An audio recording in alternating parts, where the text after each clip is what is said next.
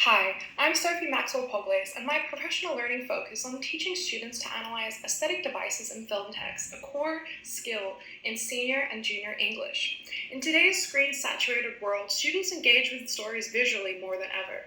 This shift is reflected in the curriculum, where film is studied both as a standalone text and a reimagining of canonical works.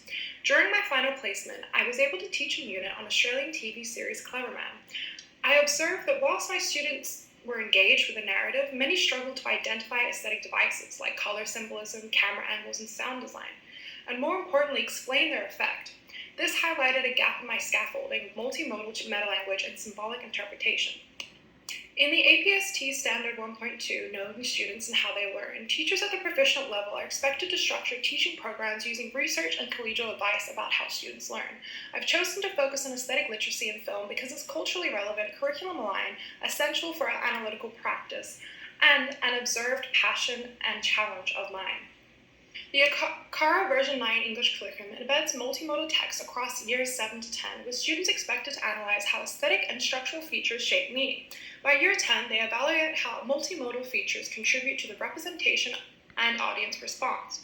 In senior English, the QCAA syllabus explicitly recognizes film as a core multimodal text. In units 1 to 3, requires students to study media text to explore how aesthetic features position audiences.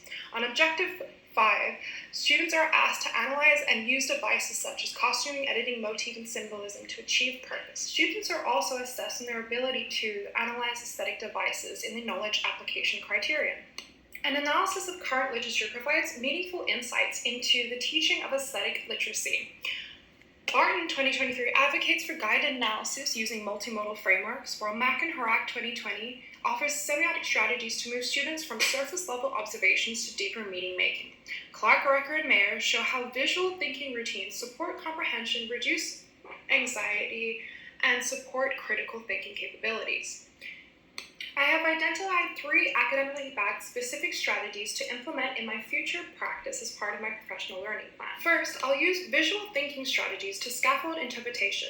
Clark, Recker, and Mayer's questioning sequence. What's going on? What makes you say that? What else can we find? Builds inferencing and confidence. I'll adapt this into film analysis using frame activities and guided discussion techniques.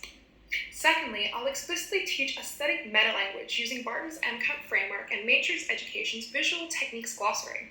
These tools provide clear definitions and examples of devices like composition, axis, gaze, and color symbolism. I'll embed them into sentence starters, anchor charts, and writing scaffolds to support my students' understanding of aesthetic device analysis.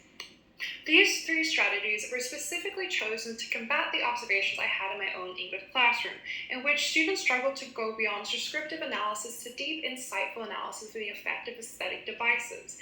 Using these strategies, I will be able to provide my students with the scaffolds and the meta-language to be able to articulate their understanding of aesthetic device analysis.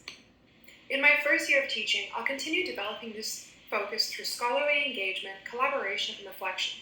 I'll work closely with my English faculty on unit planning and moderation, seeking feedback on my sequencing, modeling, and differentiation. I'll also engage with professional networks such as PITA and ALIA, attending webinars and sharing strategies for multimodal analysis. Resources like ACME's Classroom Guide and Matrix Education's Toolkit will support my ongoing resource development.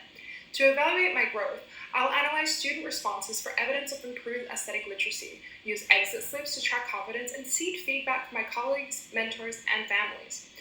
These feedback loops will help me refine my practice and ensure it remains inclusive, responsive, and aligned with curriculum expectations.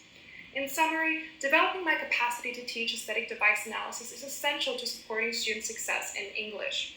Through research-informed strategies, collaboration, and reflection, I'm committed to building a classroom where students can confidently decode and compose meaning across modes, especially in film. Thank you.